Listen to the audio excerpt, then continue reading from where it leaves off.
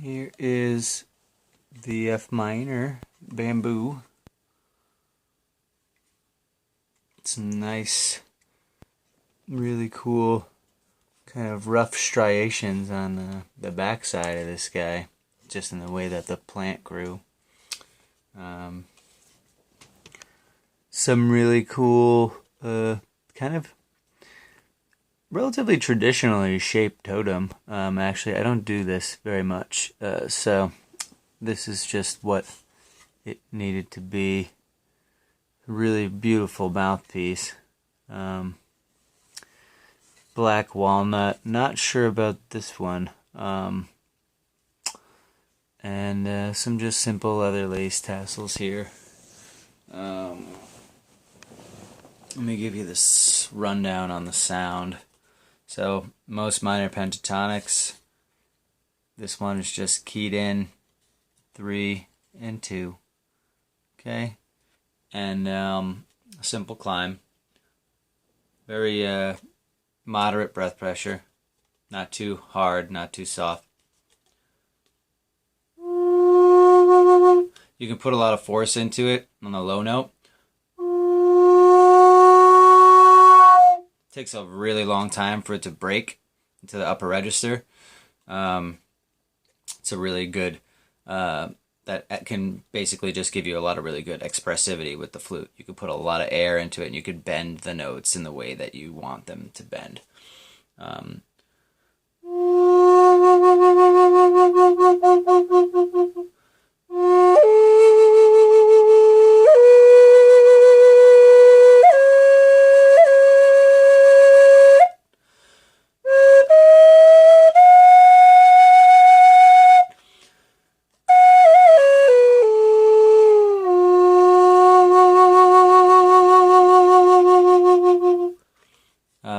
Very, very good just responsiveness in this one. The whole pipe vibrates really nicely. You can feel it kind of shake in your hands.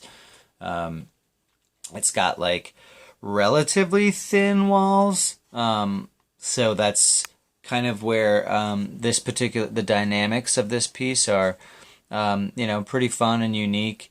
It's like it's dense enough where it vibrates like quite well and shoots the sound out. And it's also thin enough where it gives like some really cool, just traditional kind of airiness, but because of when I went back into it and fixed it, I was able to tighten that up and get some more clarity and cleanness in it. So you've got kind of a really happy blend on this flute where it's like really, really good. You can hear the wind moving through it, but it's not like a hiss or raspy or anything weird. It's just very, very responsive and clean. And that's one of the interesting things about making, native flutes, is that you can kind of put whatever voice you want onto them as long as you know the specs of the individual pipe that you're working with. Like if it's got dense walls, if it's got thin walls, it's going to actually create a different sound dynamic because of those different things. So with this one, it's kind of this fun, happy medium between being light enough where it vibrates intensely, but it's also got enough density where it really shoots the sound out and has good volume. So that's something to take into consideration.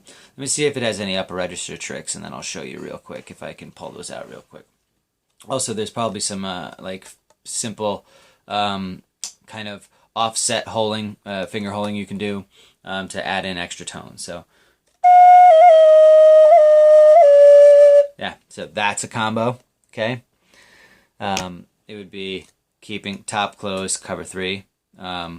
That's a fun note, and you can add it into the piece. I'll show you.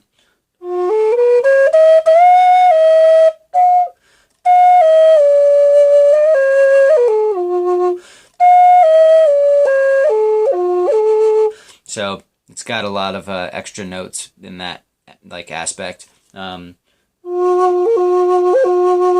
You can kind of lift those before you lift the bottom one, which is really cool. Let me see the upper register techniques.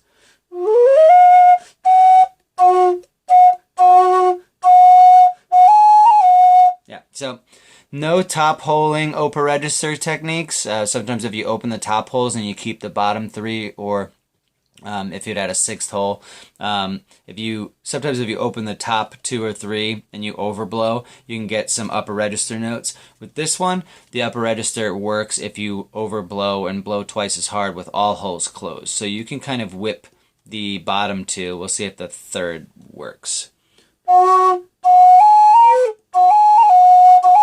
Yeah, so the third one doesn't work. So these two actually work, but you can lift this one and have the air leak out of it well, but this one you need to only whip really quick and put your finger back down if you want the actual note to work.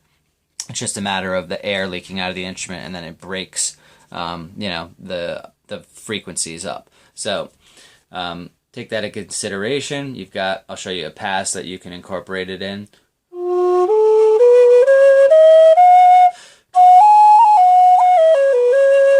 So you can kind of climb way up there above, and then you can hit the same note with that.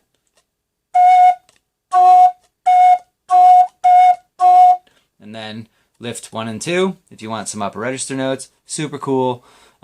Just kind of an advanced aspect to this guy, even though this is more, minor pentatonic is very basic. At least it gives you 2 notes in the upper register that are clean and that work in the phrasing if you start to incorporate those later, once you get your chops good. So.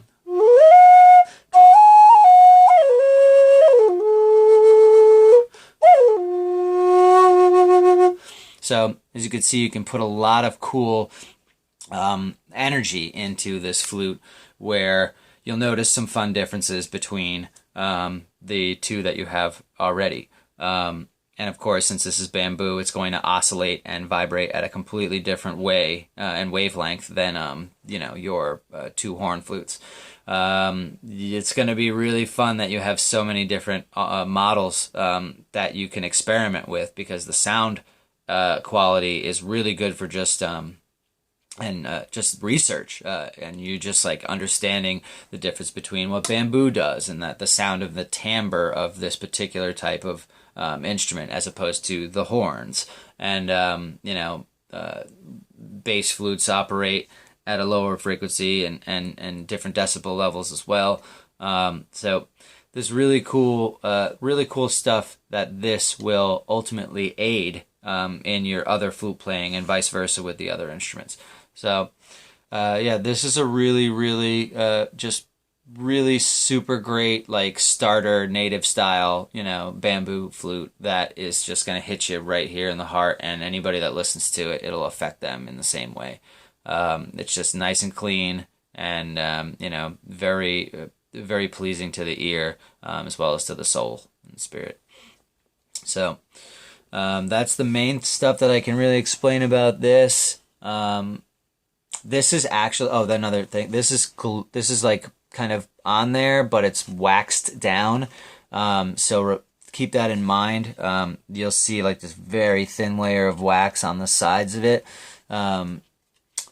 So don't keep it in like a really hot environment. Like just keep it in a nice like room temperature, anywhere between like 60 to 70s, but nothing above in the 80s if you can, manage it, just like room temperature, as 70s and below, generally is a safe bet for this thing. If you want to bring it outside, make sure that, it's not a super freaking hot day. And that's another thing that I can also tell you about with your other instruments too. Temperature affects whether a note will be sharp or flat. So warmer temperatures make wooden and other styles of instruments sharper. So colder temperatures flatten notes a lot of the time. So if you're playing in a cold environment, your instrument might be a little flatter to the ear than if you were playing in a room temperature environment. If you're playing in a super hot room, then the instrument is going to be generally a little sharper in terms of tonality than if it was just regular room temp. So keep that in mind too, as you continue to study and explore the flutes, because this particular temperature oscillation thing works with guitars and most wooden-based instruments, metal instruments, things like that are sensitive to temperature control. So it's just kind of cool to understand that there's some interesting other subtleties to the instrument world when you start getting really into it. Hope this finds you well.